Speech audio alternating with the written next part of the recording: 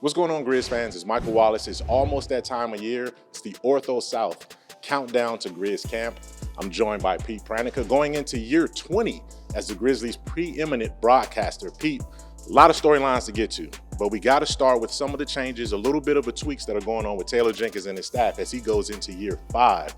I know you had a chance to catch up with Coach, but it's going back to a fundamental word that he talked about in terms of going back to the basics. What does he say?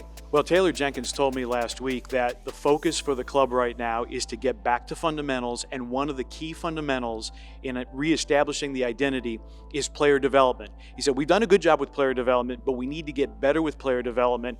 And Michael, I think really a home run hire. They get Anthony Carter, who had been with the Miami Heat for the last 5 years as a player development coach. And when you think of what he did in Miami with guys like Gabe Vincent and Max Strus, turn those into key contributors on an NBA Finals team. The other thing, too, that Taylor Jenkins really wanted to underline, and he told me it was a wide-ranging search.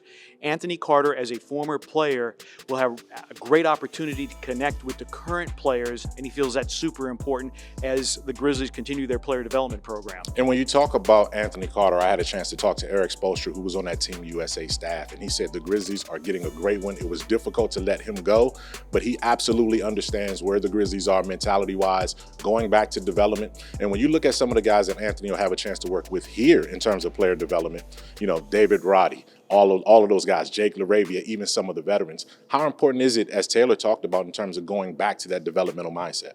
It's absolutely crucial to develop those young players. As Taylor Jenkins said, have done a good job with it, but now to get a former player, and oh, by the way, a guy who was also part of the Spurs organization, the Austin Spurs, although his time didn't coincide with Taylor Jenkins. It's a guy who's played 13 years in the league, played for multiple teams, and has a proven track record of improving players through player development. And it's also going to be training camp for the coaching staff. We talked about that. Darko Rajakovic has gone on, and that's a big-time story right there for Taylor Jenkins to have a coaching tree now, where one of his assistants has gone on to take a head coaching job in Toronto. That opens up opportunities for other coaches to develop. He's also going to be adding another familiar name, Pete. Right, Pat St. Andrews. And Taylor says, we're all going to call him Saint. Saint, yeah. He had been in the video room with the Atlanta Hawks, was elevated to the bench under Mike Budenholzer with Taylor Jenkins as an assistant, and then followed Coach Bud to Milwaukee. So Pat St. Andrews, as an assistant coach, won a championship with the Milwaukee Bucks. And what Taylor Jenkins told me is that he is going to take over Darko's responsibilities for handling the offensive end of the floor.